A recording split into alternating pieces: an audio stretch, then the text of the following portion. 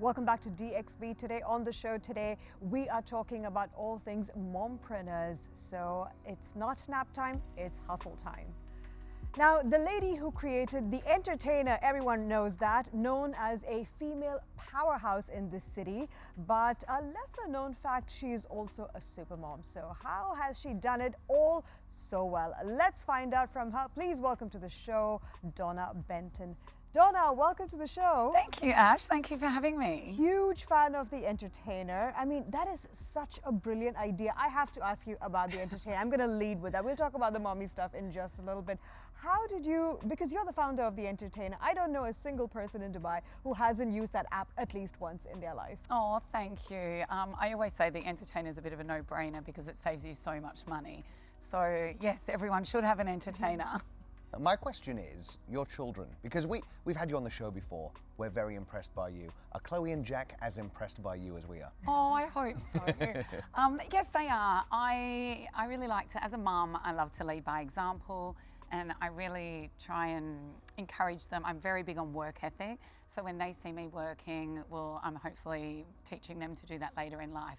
But they love The Entertainer. They were obviously born when I had The Entertainer. But when they were born, they sort of had to fit into our life rather than the other way round. And there's so many questions that people used to ask me about the guilt and whatnot along the way. So yeah, they love Entertainer and they've been through the journey with me. So Donna, how did your kids feel about you returning to The Entertainer after a few years? Yeah, that's a great question. I actually went through it with them because now they're nearly 15, nearly 12, and I wasn't at Entertainer for 4 years. So I'd done some other things, and The Entertainer is a big job, in fairness. Like, a lot goes into it. We're in a lot of countries. So I actually sat with them because I'm very big on communication, and I'm actually a single mum myself. So it was a big thing for me to go back. And I just really sat with them and said, would you mind me going back? I really would love to do it. And exactly my daughter said, no, Mummy, well, it's sort of like yours still anyway. I said, well, no, I actually sold it, but. So she said, no, everything to make you happy. And both the kids were great and happy to go back, but I just wanted to make sure that it was okay with them because it would take some time. And that's something that I'm interested in because my mom is retired, she's 53, and she wants to get back into the work. So how can moms reinvent themselves after the kids leave home, after they finish their high school, and then they want to start their journeys again into the entrepreneurship and job? Yeah, look, I always put this down to confidence because whether you're a mum and you've just had kids and maybe you're a stay-home mum for a few years, or you've brought up your kids and haven't been in the workforce for a long time. But I honestly just put this down to self-confidence. You've got to put yourself out there. You've got to get back into it. You've got to back yourself and you've got to believe in yourself. And when you do that, then you can get back in the workforce. I want to know, because obviously there's a lot of work from home these days. When it comes to your kids, is there a work Donna and a mum Donna, or is it all the same? Yeah, look, the work from home, I'm a big believer of working from the office because I think it's important to segregate different things. So all of our staff work from home, but there is a work Donna and home Donna. I have some non-negotiables whereby when we're all there, we do dinner together. That's our family time. Weekends are our family and friends time. I do a lot with the kids. I go to their sporting events. So it's just doing as much as you can with them, but at the same time, you have to have a life as well. You have to have some me time. Being a mom, I'm also a single mom. I know how tricky it can be sometimes because even if you've spent the whole day with them, when you want to step out and do something for yourself, have a little time to yourself, I don't know why, if she's home and if she's free, I feel guilty of having left her. How do you balance that act? Because I feel like we're just genetically cursed with that. Because you love them so much, yes, and they're your world. So I have a saying, happy hierarchy, happy family. So if you're happy, they'll be happy. And if happiness at some point is for you to go with your friends or have a spa treatment or go for a walk, you come back and you're a better mum. And when you're with your kids all the time, they don't appreciate it. Sometimes it's quality over quantity because they miss you, and that's how I psychologically put it in my head.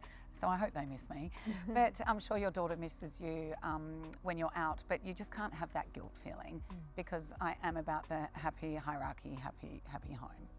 And like, how about the tips and tricks? Like, do you have any hacks for moms who are trying to balance and who are trying to balance their kind of business as well as their social life as well as their family life as well?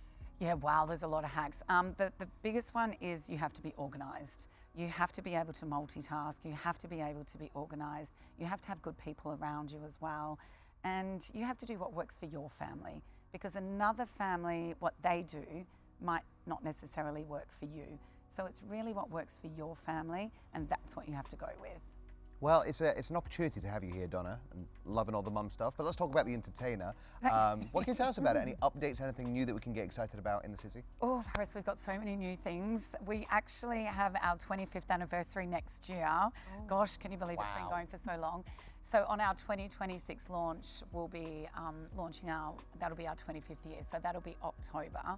So we're going to be doing lots of things, lots of changes to the app. We've got lots of events coming up with the community and lots of new merchants. So watch the space. I can't say too much at the moment, but there'll be a lot of new things happening. Exciting. And for the better. Well, Donna, so much have happened in the last few years. What have your kids taught you on this journey? Oh, look, to be honest, my daughter's nearly 15. I think she runs her own life at this point. I've really taught my kids to grow up with a lot of independence. So, look, they love the journey. They're really proud of everything that I've achieved, and I'm really proud of everything what they've achieved. So, yeah, look, over the last couple of years, they're easy kids. They swing into it, and you've just got to roll with it at times. You can't have that so much structure that they're quite agile as well. As someone who's done both, started a business and had kids, which one would you be more excited to do again if you had to? That's a good question. I always say sometimes, Faris, going to work's easier than looking after the kids. No, being a mom is the best job in the world. You love your kids more than anything in the world. But as I said, you have to have a life as well. So I'd have to say my kids over that one. But there's a balance. You know, I was asking our co-hosts the same question. I'm going to ask you this, Donna. What, according to you, would be the right age to allow your kids to have their own social media? Because, I mean, there's no right or wrong answer. There's probably a wrong answer, but I don't know if there's a right answer to this one. Agree, and there's probably a lot of debate on this as well. I can only say what I do for my children. So, because there's a lot of peer group pressure out there as well with social. So look, Chloe, she's nearly 15, and I've literally just let her have Instagram now. I really pushed it as long as I could, but it's really hard when all their friends have it. So they can have, my son definitely doesn't. He doesn't have any social at all. He's too young, he's 11. But look, on the social side of things, you've got security. As long as I know the accounts are not open for them, I also check the phones on who's on there. So look, there's a certain parenting element that you can have with your kids, you know, their passwords, etc. But they also have to live in the times as well. And they can't not be the only one not to have it. But I would say to push it as much as you can.